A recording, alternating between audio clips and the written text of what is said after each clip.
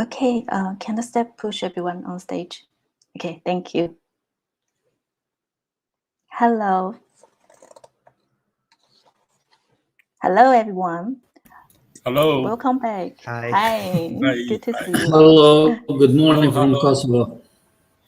Good morning and good afternoon to people in Asia. Welcome back. This is our last panel today. I hope you all enjoy the insightful talks and conversation so far. For the last panel, we have a very, very important topic to discuss. That is how countries that we have not yet officially entered the OGP, like Taiwan, Kosovo, and Malaysia, makes their ways to join the OGP. Here with me, we have Peng Qiming, co-convener of OGNAP in Taiwan, Fidan Kaloya, chairperson of Kosovo membership in OGP, and Carol Yusuf, co-founder of Sina Project Malaysia, with me. Okay, so let me start it. Introduce our first panelist. Mr. Peng Qiming is a longtime advocate of open government and open data in Taiwan. He was also the first person from Taiwan to meet with the Open Government Partnership and participate in the OGP Summit. He has attended the summit many times since 2012 and has long worked to promote international collaboration, encourage database exchanges among civil society groups, and created many opportunities for collaboration. He is currently a co-convener of the Open Government National Action Plan Task Force. Let's welcome Peng Qiming. Thank you, Meijin, and thank you, everyone, my friend Kalaja, and also Yosef from Kosovo and Malaysia. And I will talk something about the journey I joined to OGP from year 2015 to this year. And I'm also the role of chair of Taiwan Open Data Alliance, promote open data. OGP is from the U.S. U.S. organized a country in year 2011 and start to organize OGP. And later on, the U.S. President Obama promote open data. And the next year, Taiwan start to have the open data action plan. And we work very hard for that. I remember in year 2015, and also later on another 2 years, 17, we got the OKFN #1 ranking in the world. Although it's just 2 years ranking, open data. However, it's only the Taiwan got a very high reputation about open data. That's why we want to join the international activities. For example, during that time, we joined the IODC, International Open Data Conference, and also OGP. And I remember in year 2015, we think the OGP is very good platform for the open government. Although the open data is totally different compared to the open government, but when we will talk about open government, the data is the key things, the core things. So that's why we we think we have the ability to do something in OGP. So we sent a proposal to OGP in year 2015. And I remember I had with some people from our government official, from the private sector, civil society, we went to the Mexico, to the OGP to 15 and to join, and we lobby a lot. We drink a lot of tequila for Taiwan want to join the OGP. But several months later, we got the letter rejected because the OGP, their steering committee claimed not universal recognized on multiple occasions in relation to the application of Kosovo. And so that's why I'm very interested about Kosovo is just like Taiwan. And right now, the OGP, they think non-universal recognized states are not eligible for the full participation. So it's very interesting things about the political things. Although I think OGP, they follow the United Nations as a policy for that. And however, we are not so frustrated about that. We still want to join. So later on, next year, we join the OGP in Paris. And I remember Digital Minister Tang, she just on board and she attended the OGP, and finally she gave a speech during the ending ceremony. And in year 2018, and we also, some people went to the Georgia to the OGP, and also the regional meeting in Korea is our regional meeting in Korea and in Asia. And in year 2019, in Canada, Ottawa, in Taiwan, more than about, I remember about 11 or 15 people joined the OGP in 2019, and our Minister Tang announced Taiwan will have Taiwan National Open Government Action Plan. That's our OGP plan start.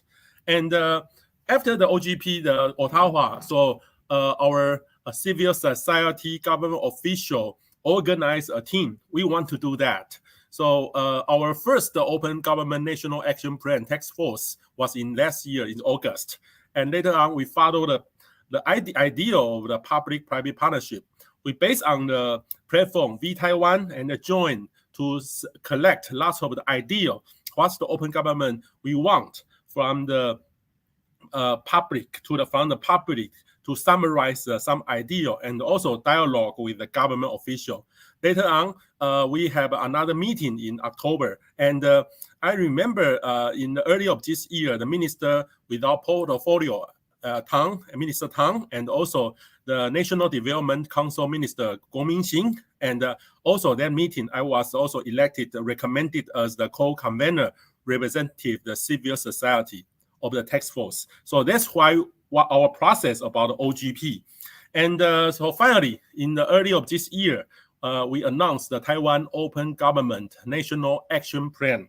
It's just the same term with our President Tsai, her president term, and it's about 4 years from 2021 to 2024. And we have some announcement about that. And what's the content of the Taiwan Open Data Action Plan? Because it's from the bottom up, we collect lots of the ideas. So each concept, we will have lots of meeting about that. For example, we have 5 sectors. The first one is promoting the open data and the freedom of information.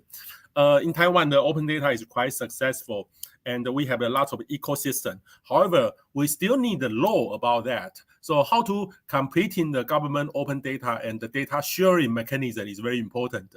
So we also have some new concept for this. For example, strengthen the 1-3 is to strengthen digital privacy and the personal information protection about that.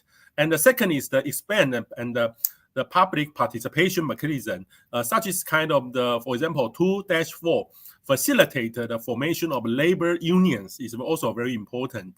The third one is to increase the gender and the ethnic group inclusive dialogue. Such as kind of dialogue, especially the gender issues, is very important. Also enhance the integrity policies. I remember I got a survey about the integrity. Integrity is very important, especially the political, also the party campaign. Such as kind of the transparency is very important. So we start the integrity policy. Later on, I found when we got the rating, I think it's very clear. Taiwan also have the ability, for example, the legislation of the Whistleblower Protection Act, the 4-3 about that. And also the anti-money laundering about it's very good for the transparency. I think it's very good. So this action plan, we start to announce this, and also we have English version to the public. At the same time, we also have the Taiwan Open Parliament Action Plan. And I was also the civil society member to join for the first year. And there were several sectors. It's because it's based on the open parliament. So the transparency, the first one is transparency and open parliament principle and the values. Also openness, participations, and also digitization, also literacy is very important. I remember about 6 to 7 our congressmen, and they organized together to do something about that. Sorry. And such as kind of meeting is also very important. And for example, such as kind of the concept, we still need the IRM. IRM is very important. IIM is very important for that. So because the funding is a very important. So we think in the future how to do the IIM. We can talk to it later on. And I attend the OGP for several times. For example, this is a case in Mexico. I think the OGP is a kind of the platform totally different compared with the other open data activities. It combines the government official, civil society, and also private sector. I think it's a very good platform to organize. However, how to make this difference compared with the IODC? But however, during the pandemic, everything changes a lot. But such is kind of platform I think is very good. For example, I just come back from the United Kingdom, the Glasgow COP26. We talk about climate change. And in climate change, you also have lots of issues about the data, open, how to measurement, how to solve the problem of the climate change issues. So this kind of the topic, we can have a different group can work together to separate. And recently, I was invited to join the GPay Global Partnership for AI, and it's also the same thing about that. So such is kind of the subgroup under the United Nations is very important. And for example, our people join the OGP, and also we have a dialogue for that. We attend that a lot. We welcome our team, civil society, they join this, and also we have some talk about that. And I think I can give you a very successful story. This is from our civil society. They use the data, and they just got the presidential hackathon this year.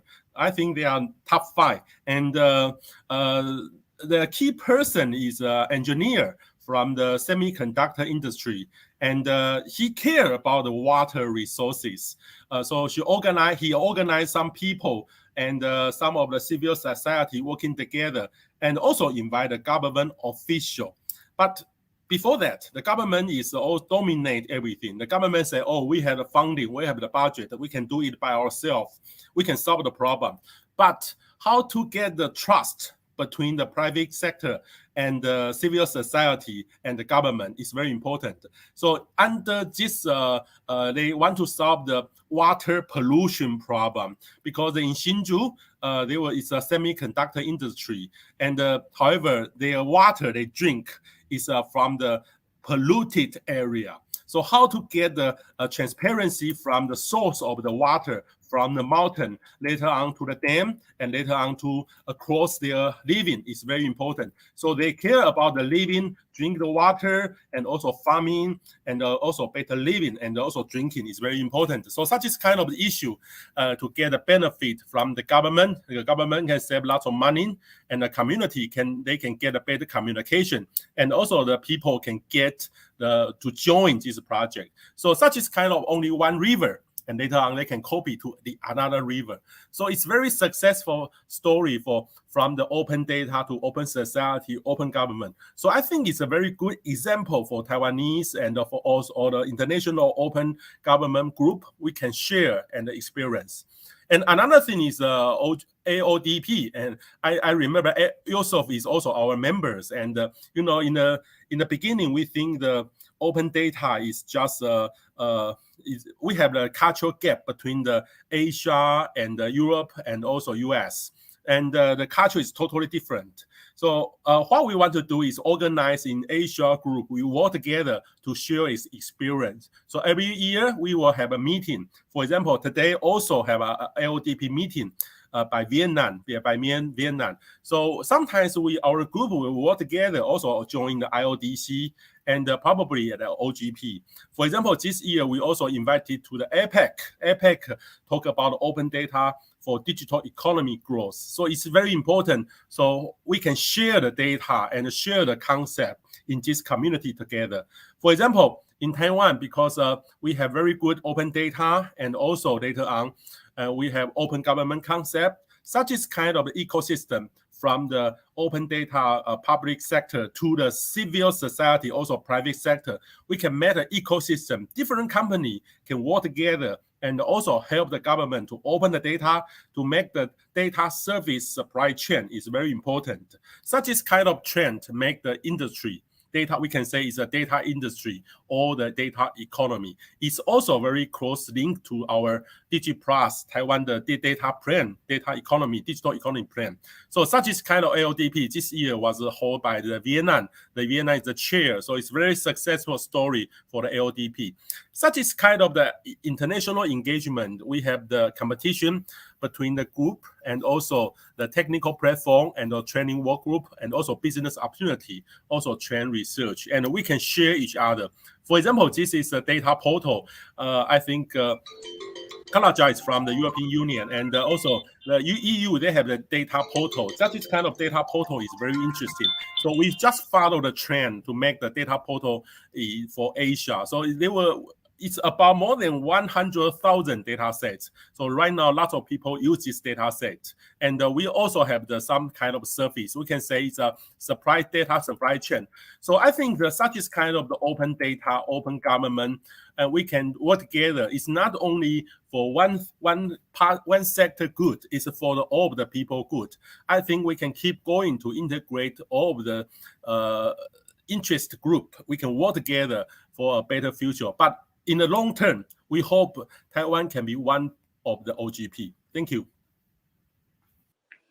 Thank you, Dr. Peng, for bringing us such inspiring story about LAS and also AODP. So next we will have a speaker, Mr. Fiden Kalaja. Fiden Kalaja is Senior Political Advisor and Chairman of Kosovo membership in OGP. He was founder and executive director of the Kosovo Center for Transparency, Accountability, and Anti-Corruption. He has been elected as an ordinary member of the United Nations Anti-Corruption Convention. For more than 5 years, he served as a deputy director of FOL Movement. It's a leading anti-corruption organization in Kosovo. Please join me in welcome Fiden Kalaja. Good morning from Kosovo. It's my pleasure, and thank you so much for inviting me to be part of this event, talking about open governance in general, and specifically talking about the Open Government Partnership and our common problems that we have in the process of membership in the OGP. The process of Kosovo membership in OGP, it's a long journey.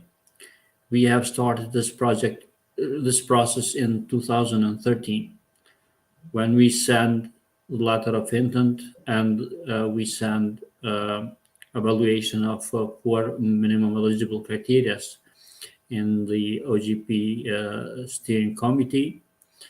And in the beginning, none of the countries has hesitated to support us within the process of Kosovo membership in OGP. In that time, we have established a working group to develop national action plan for Kosovo 2014-2016, and this group was composed by public institutions, civil society organizations as a majority, and other relevant stakeholders. Considering the political aspect of Kosovo, we have a lot of international organizations that operates in Kosovo. So we have involved all of them in the process of developing a national action plan. After we have developed the national action plan with the stakeholders, organizing public consultation with the citizens, organizing online consultation with the citizens, and when we have sent the national action plan as a last step toward the membership in the OGP in 2014, we have received, we didn't receive any, to be honest, we didn't receive any answer from the OGP until 2015, when the government of Mexico said that Kosovo is not eligible to be part of the OGP. So we have started this project, this process 10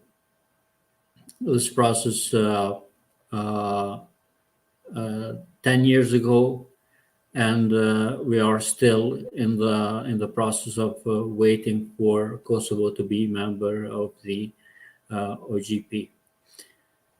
In 2015, when I was civil society organization representative, co-chairman of the process. Now I'm a politician and I'm chairman of the process. In 2015, when I was a co-chairman of the process, when we have received the letter from the government of Mexico that Kosovo is not eligible to become member of OGP, Kosovo government has made a huge mistake in that period, because Kosovo government has stopped all the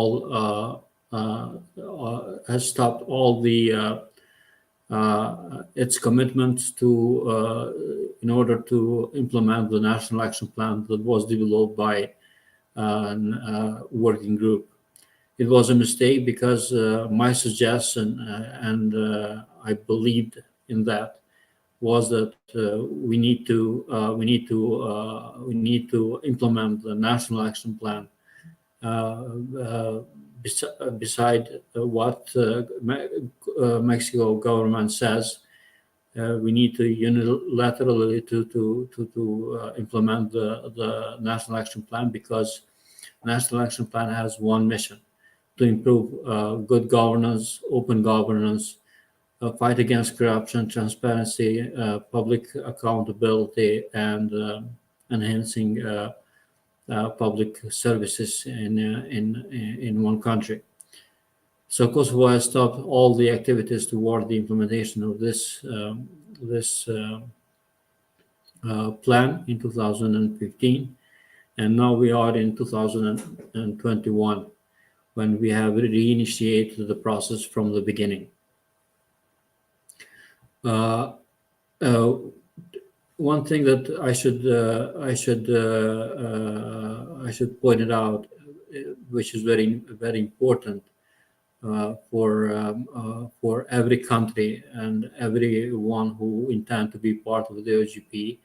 We were applauded by the OGP support unit in 2013, 2014, how we have managed to co-create the national action plan. Because from the beginning we have involved civil society, other relevant stakeholders like the business sector, international organizations, international embassies in the process of drafting national action plan. But unfortunately, even though that we were applauded, we didn't have a positive response from the steering committee for becoming a full member of the OGP. The answer of Mexico toward Kosovo and Taiwan, I think it's legally biased, because in the documents of the OGP there is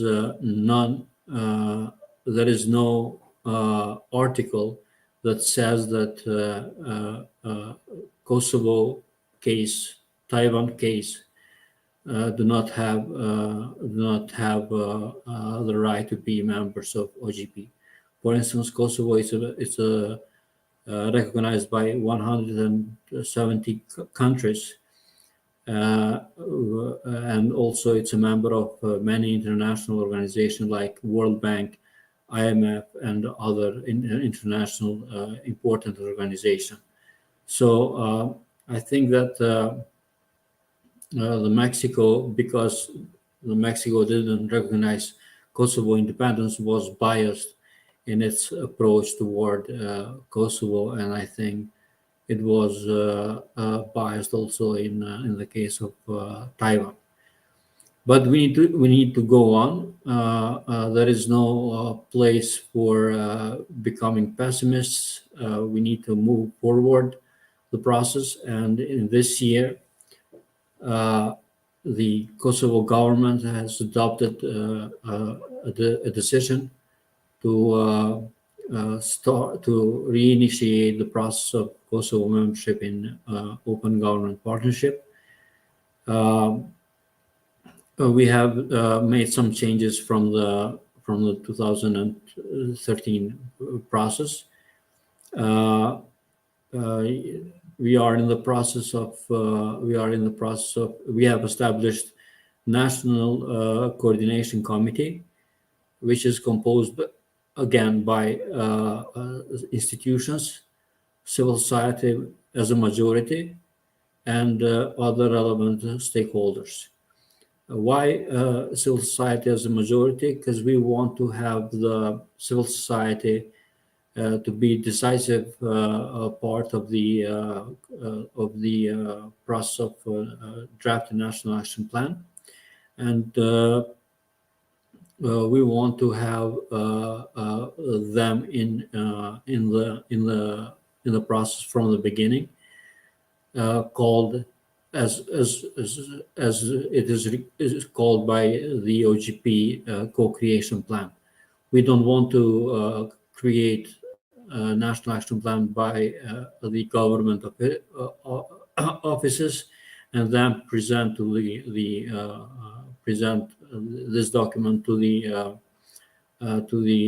civil society, but we want to involve civil society as a majority in National Coordination Committee. We have established the National Coordination Committee. We are now in the process of drafting technical plan how we can move forward in draft national action plan. And yes, we are in the process of also evaluating for minimum eligibility.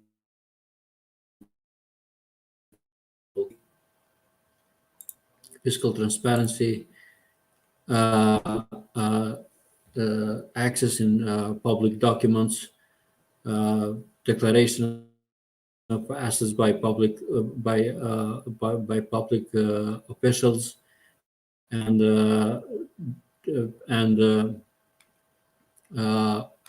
excuse me,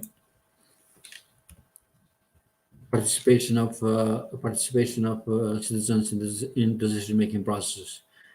I'm very sure that Kosovo fulfills 4 minimum eligible criteria.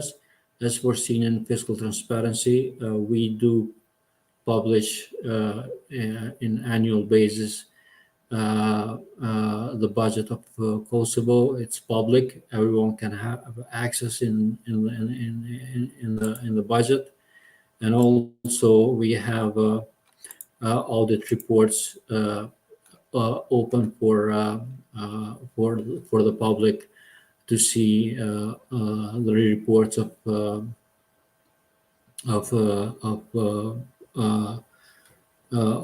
audit reports.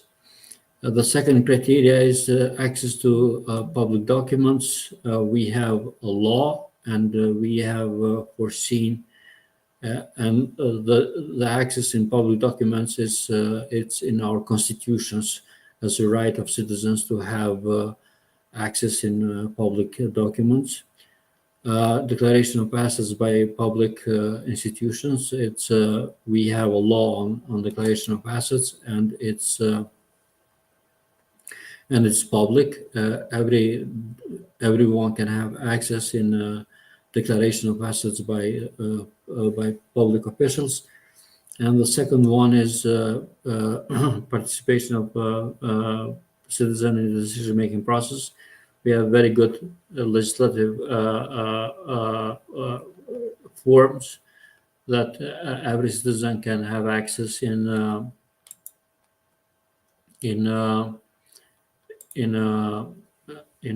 every citizen can have access in this data. We have decided that this evaluation of this 4 minimum criteria to be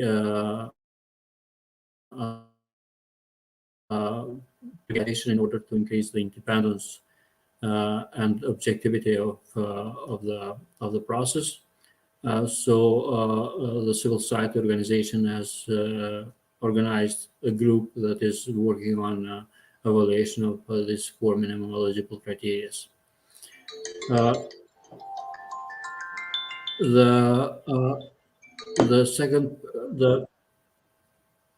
Now we are in the process of working in working groups toward drafting National Action Plan 2022-2024 as OGP requires, and we are committed to implement this National Action Plan, whatever the fate of Kosovo will be in the next in this year and or in the next year regarding the membership of OGP. This is the best way how we lobby to OGP to show them that we are very much interested to be part of OGP through by examples, by good examples, like preparing the National Action Plan with main stakeholders like civil society as a decisive part of the process, and also implementing the National Action Plan as foreseen by OGP. Another thing that we are trying to do unilaterally is to prepare an open call for international reporting mechanism for Kosovo. So we want to have international experts that will evaluate the implementation, the level of the implementation of the National Action Plan in Kosovo by international experts. If we don't get the membership in this year or the next year, we are working with Ministry of Foreign Affairs in Kosovo to coordinate our activities with different countries, different governments, in order to lobby for Kosovo to become a full membership of OGP. We need to do that, even though that it's not technically our job, but we need to do this, because as I said in the beginning, none of the steering committee governments do not have the right to. It's foreseen in the declaration of principles of the OGP. So we have the right to become members of OGP, and we will lobby toward this. We will continue our lobby advocacy activities toward becoming the OGP member. What else? Mr. Kalaja? As we are in the process. Yes? I'm sorry to interrupt. I think it's about time. So could you just wrap up your talk in a few sentences? Yes, of course. Thank you. For us, it's very important to have good governance, and it's a commitment of the government. And the good governance, it's our priority for the next 4 years that we are in the government. Hope that we will have a social cohesion toward the open government and transparent government. Thank you so much, and I'm open for any questions. Thank you, Mr. Kalaja. It's really inspiring and to hear about the story of Kosovo, and also happy to see that you restart your initiative. And so next we'll have our last panelist, Mr. Karel Youssef. Mr. Karel Youssef is our good friend, has visited Taiwan many times. Karel is the coordinator at SINA Project, a civic tech initiative promoting open data and government transparency. He is also an open source coder and an independent investigative journalist. He's currently coordinating the Open Data for Development Network Asian Hub program. So please join me. Welcome, Karel Youssef. Hi. First, yours. Yep. Thank you. Thanks for having me. Yes, I miss Taiwan. It used to be almost like every other month, I think. So for my talk, representing for Malaysia, our path to open government partnership is slightly different in the sense that we have a government that is not supportive. So it's the other way around.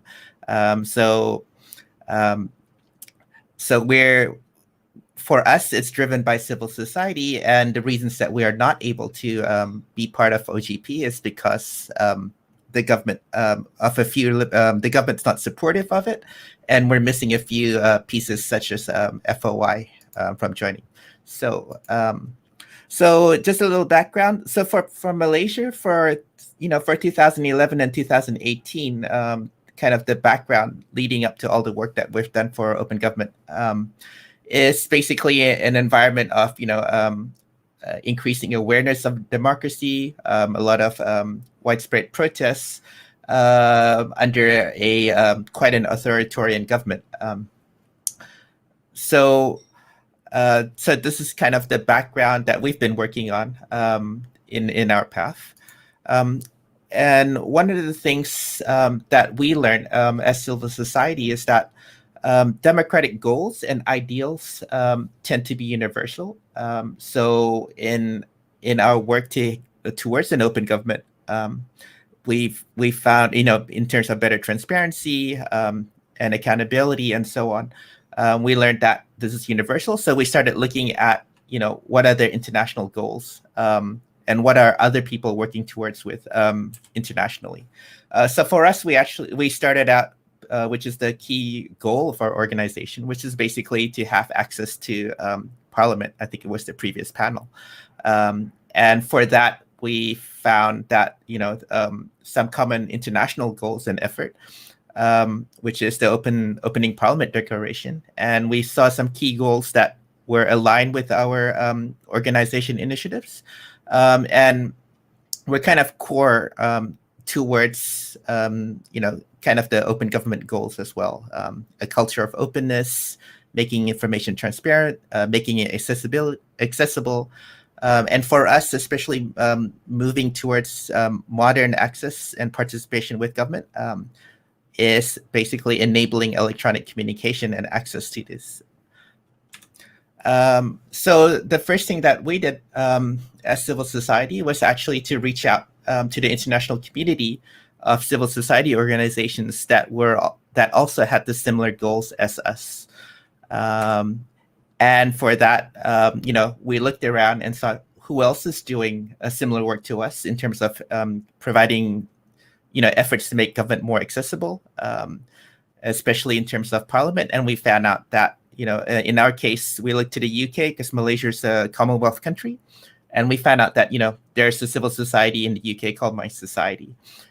We looked around as well, to all the other countries that's part of that's supporting the Open Parliament Declaration. And we also found GovZero.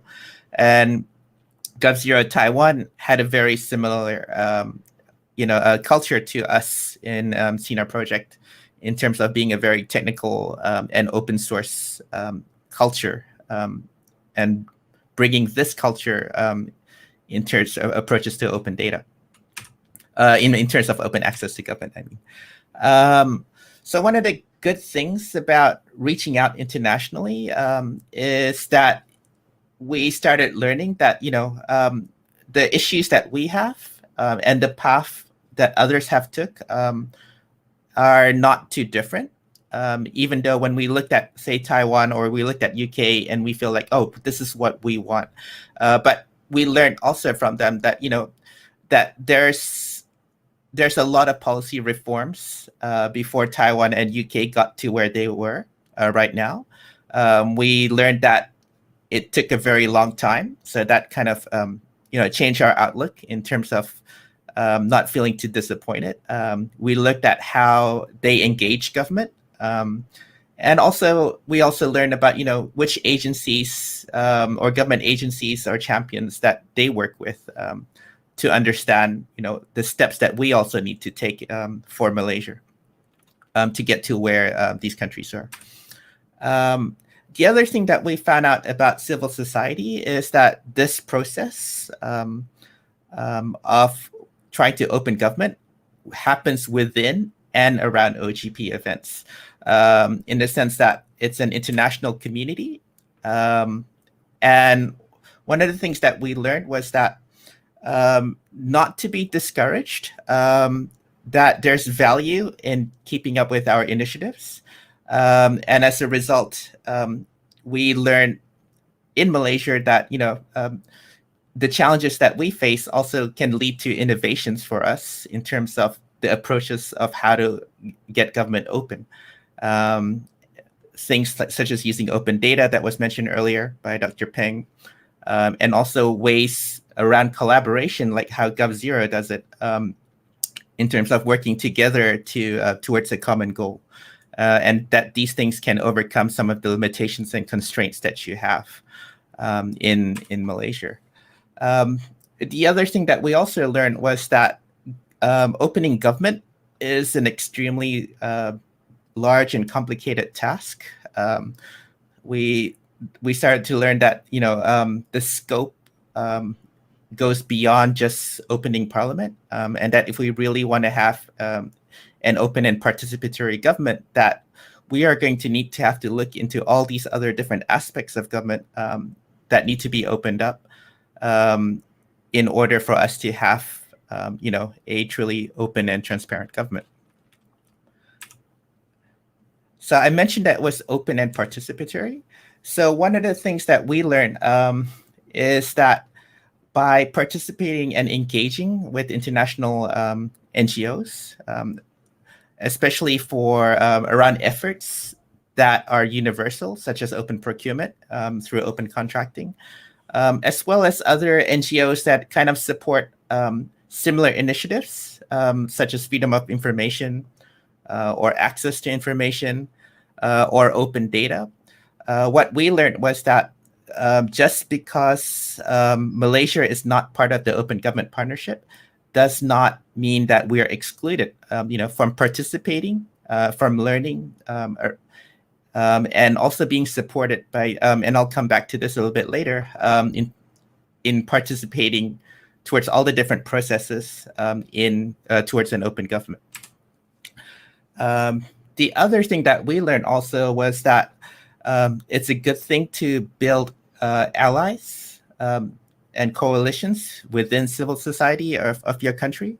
So in countries where you're constrained democratically, you really need to work together with the other civil society organizations, because all of you do not have enough resources because of the political constraints that you have working in. So this is also helpful in the sense that in building the coalitions that civil society, you also help start formulating, certain common policies. So, for example, in Malaysia, through the Governance Integrity, Accountability, and Transparency Project, we found out coalition. We found out that certain key things that we need to work on towards being part of the Open Government Partnership, such as having a Freedom of Information Act, having asset declaration, and a participatory civil society environment, that we could all work together on each of these points and support each other work towards these points, which will enable us to be part of the Open Government Partnership. So similarly, we work with, for example, media organizations with the Freedom of Expression cluster to get support and work on the policies towards having a Freedom of Information Act in Malaysia. So we got close. So in 2018 for Malaysia, all this work, we ended up being able to lobby, as civil society organizations to actually have as part of the manifesto of one of the coalitions, political coalitions, to actually have open government partnership as part of their election manifesto or promise. And that coalition actually ended up winning the elections in 2018. So we were all ready. So we had a government that had open government partnership as an election promise. But unfortunately, that all kind of fell through due to some political maneuverings in 2020, March 2020, which meant that as we were just about to start the process in terms of applying as a country for the open government partnership, the government changed and it went back to a government that was not supportive of the open government partnership goals. So this is when we learned that working and building allies in civil service is helpful for countries with, where you have kind of policy instability. By working with allies and finding allies in government, it meant that even though governments may change, the civil servants and the agencies that are working towards, better government will continue with their policies. And civil servants don't tend to change. And then the policies of agencies don't tend to change. And this resulted in some, wins for us in the sense that those international organizations that we worked with before, we could connect and work with allies in government, as well as gov to gov. All right. So just to wrap it up, all these steps led us finally towards, getting it more organized, and to put all the kind of coalition goals together into clear policy and strategic planning. We used Open Government Partnerships National Action Plan templates, which are available at this link. And this made it, even though we're not part of the OGP, the civil society and our government champions can start working towards strategic formulation and still keep working towards our goals, and following the national action format without a formal, without being formally part of the OGP. And to wrap it up, finally, is that, this is a long process. I think it's more than 8 years now for us. And one of the things is that we keep building on this, so we keep it going through, for example, highlighting all the ongoing initiatives that are happening for open government in Malaysia. And then we also keep building the network and contact of all the government champions and civil society champions working on all the different initiatives towards open government in Malaysia. So, yep. So the work continues. We're getting through it towards working through the National Action Plan. It means that the next time we have an opportunity with a change in government, that civil society in Malaysia as well as the civil service will be ready for us to quickly be, apply formally and be part of the Open Government Partnership. Thank you.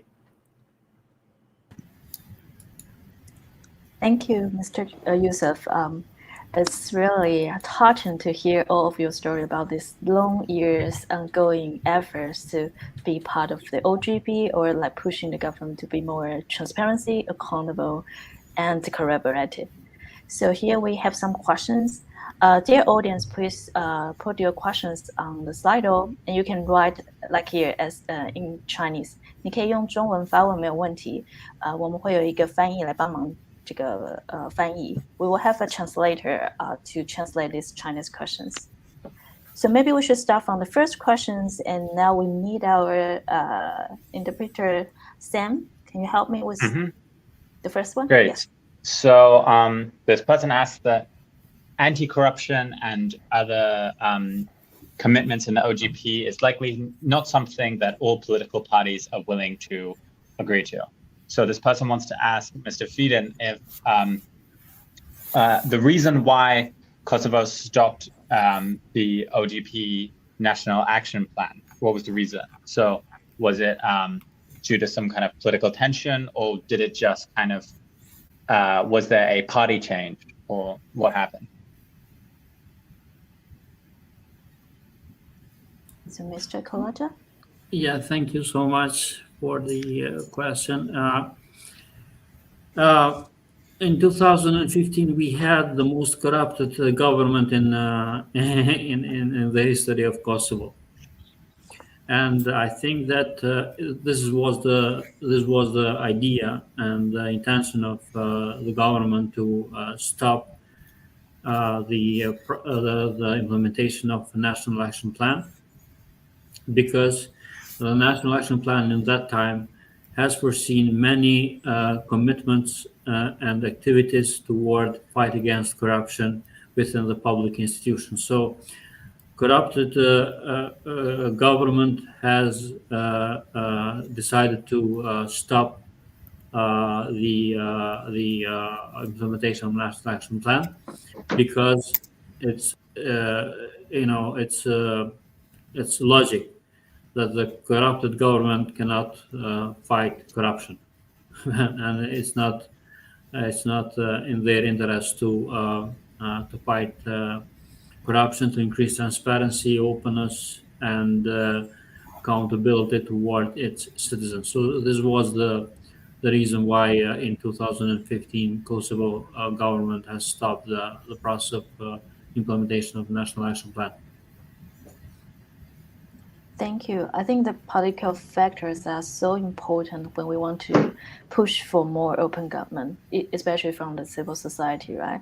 I wonder, although this question is for Mr. Kalaja, maybe Yusuf, you have something to talk about, like how you push for this kind of open government policies when the government is not so willing, especially it is a little bit corrupted or not so transparent. Yeah, I mean, for this, for civil society, this is your goals anyways, right? You know, it's a goal of Transparency International. It's a goal of CNAR project. So for us, regardless of whether the government is supportive or not, it continues. It's just a different level of corruption or accessibility that's happening. So for us as civil society, it doesn't really change much. Just the environment changes, but our work continues. Yeah. Thank you. So the next question is also for carry on, Mr. Yusuf. What is the reason that the current Malaysia government does not support joining OGP? You probably mentioned a little bit about, maybe you want to expand a little more? Yeah, basically there's some key points in the OGP partnership. So that's why I kind of envy Taiwan, because your governments are supportive. But there's some very key points in terms of being, I think there's like about 4 points that you have to have. And for Malaysia, part of that requires a Freedom of Information Act. It also requires, asset declaration of politicians. So this is not something that you can just open wash. The moment that you have an FOI legislation and the moment that you have asset declarations as part of your as part of your government, then that is not something that a government that's not transparent is willing to push for. So as a result, it's not a good opportunity. It's actually something that they would not want to have. Okay, so our next question is in Chinese. So please, Sam, can you help us? Yeah. So how can civil society use open government to push for more social reform? Not only in terms of government, but also including other issues such as gender equality and environmental protection. I think maybe three of our panelists can talk about this. Mr. Peng, you want to first? Yeah, actually, the open government, just like it's a kind of platform to relate it to the civil society and all of the other organizations together. But it should cover the government.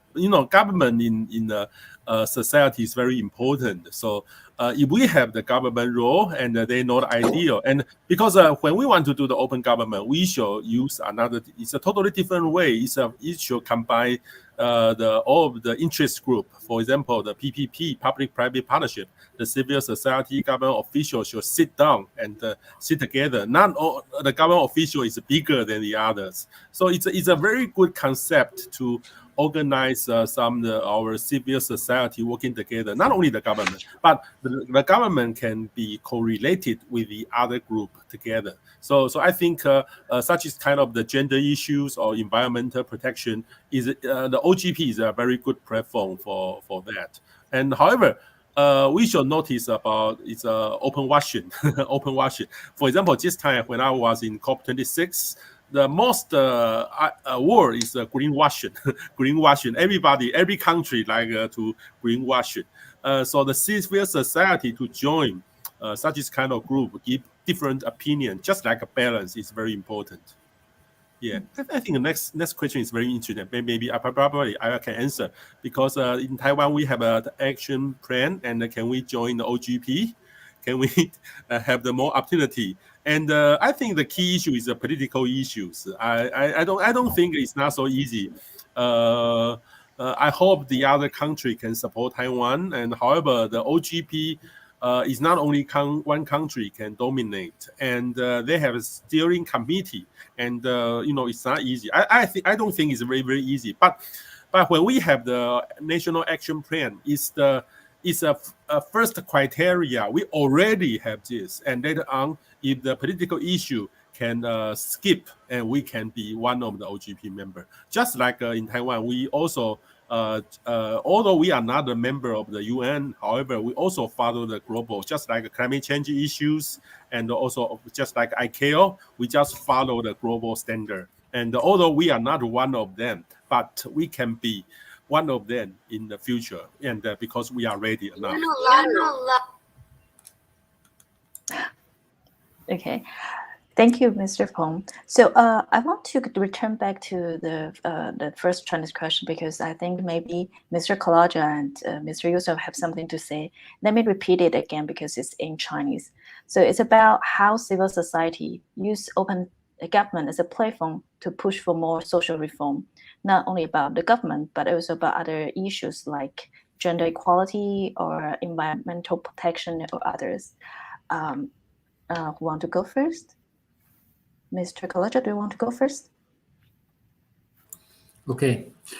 It's very important. The OGP is very important for civil society organization, especially my experience in Kosovo and in the Southeast European region. I can provide you with one concrete example. We have launched recently e-procurement in Kosovo. And after the launch of e-procurement in Kosovo, the civil society organization had the possibility to have access in the procurement procedures of any entity, public entity of Kosovo. And now we have a drastic down of corruption in the procurement process because the civil society is very vigilant, and they can use open data from the public procurement, from the e-procurement, in order to fight corruption and to increase transparency in this section. Yep. I'll just add for social issues. I think the examples that I gave in Malaysia are all around, anti-corruption and transparency in procurement. But the OGP process is actually about, civil co-creation. So it doesn't have to be that the National Action Plan is just around these issues on transparency, corruption, and so on. what I would recommend is that for civil society or groups working on other issues, for example, social issues, gender, or LGBT rights and so on, is that you can also actually be part of that process and actually work on a national action plan and find a champion in government. For example, in Malaysia, if we would want to work on gender issues, then you would actually work together with, say, the Ministry for Women and Welfare, and actually co-create a national action plan to deal with gender issues, as an example. Good. Thank you so much. So it's actually about time, but I want to, if you have 5 more minutes, let's finish up a few questions. Is that okay? Okay, so I think I will go for several questions together, and because each are for different persons. The first 2 are similar for Mr. Kolaja about Kosovo. So since Kosovo is not an OGP member yet, do you face any difficulties when initiating the OGNAP National Action Plan? How do you decide to restart the NAP? And the following question is kind of similar. It's what's the following plan for you to join OGP after you restart this initiation? What advantage do you expect of being a member? And then a question for Mr. Yusuf is in the bottom, that how to persuade civil servants to implement OGP value.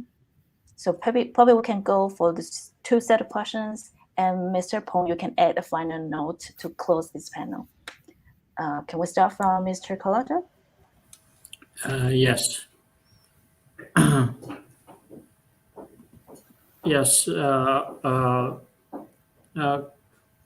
We have initiated the process of Kosovo membership in OGP through respecting all the steps and principles of set up by OGP.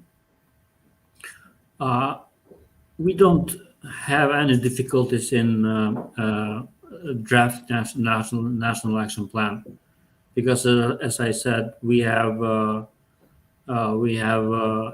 established national coordination committee that is responsible to draft the national action plan. But what we see as a difficult as a difficulty in this regard is that can we become full member of OGP in this year or in the following year? So this is our concern. The advantage of being member of OGP, there are different advantages.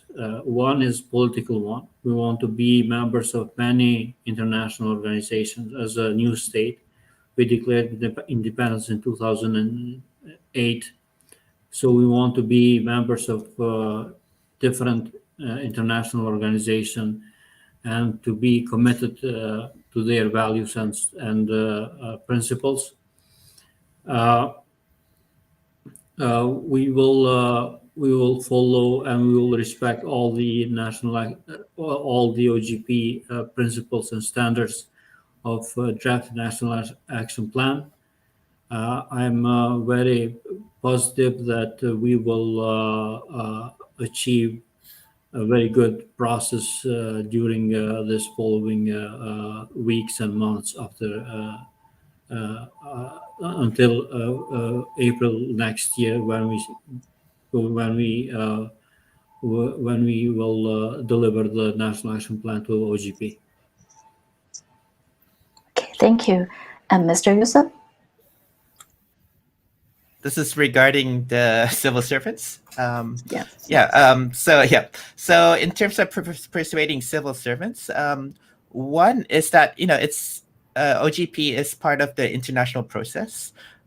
So being involved, in the OGP means being involved in the international processes and being part of the international efforts. As Dr. Penn mentioned, there are standards being developed in terms of open data or procurement or best practices in opening parliament. And the OGP provides a great opportunity to be a part of this international process, to meet other governments, to meet with civil society, both local and international. And I think this is a really exciting thing for civil servants. So that's on a kind of personal level, to be able to be part of this, and it's a great experience. On the second part, in terms of doing with OGP, is it's usually aligned with what their goals are. So as civil servants, you usually have certain policies or that you need to implement. And being part of that OGP process is often aligned with what you need to do. And as I mentioned to you before, it connects you with the international community working on those issues. And it also provides some sort of continuity as well, in the sense that you can work with this community towards your own kind of policy goals of your department or agency. And not be beholden to the current government of the day, so you can continue. And so I think these are the two things that make it really worthwhile. Thank you. Mr. Peng, do you want to add a final note as a Taiwan representative here? Actually, although I don't think we are not so easy to join OGP, but in the future, I would like to, because we will follow the OGP standard and also make good friends with the other country. For example, Karaja, and probably in the near future, we can have more conference, so we can together to talk about some issue. Or probably we can also join OGP in the near future to join their side event. We can talk something about that by ourselves. And we also have probably have another meeting in the COP OGP environment. And so I think cooperation is very important, especially if we have the same situation, and such is kind of experience sharing is very important for us, both of us. I think we can keep going on for that. Thank you so much for this beautiful ending talk. Well, I think we have a very, very inspiring conference today, and also happy to make new friends and unite with our old friends here, and hope we can see each other in OGP summit somewhere very soon. Okay, so I'm afraid I need to wrap up the event today because it's about time. Thank you everybody for joining us here. This is not the end of the event, it's the end of today. Tomorrow we will have more talks and conversations throughout the day. So please come back tomorrow at 9 a.m. Taiwan time. We have another moderator tomorrow, so I will say goodbye here with everyone. I hope you all enjoy the rest of the day. Bye-bye. Thank you for so having much. us. Bye. Bye-bye. Bye. Bye-bye.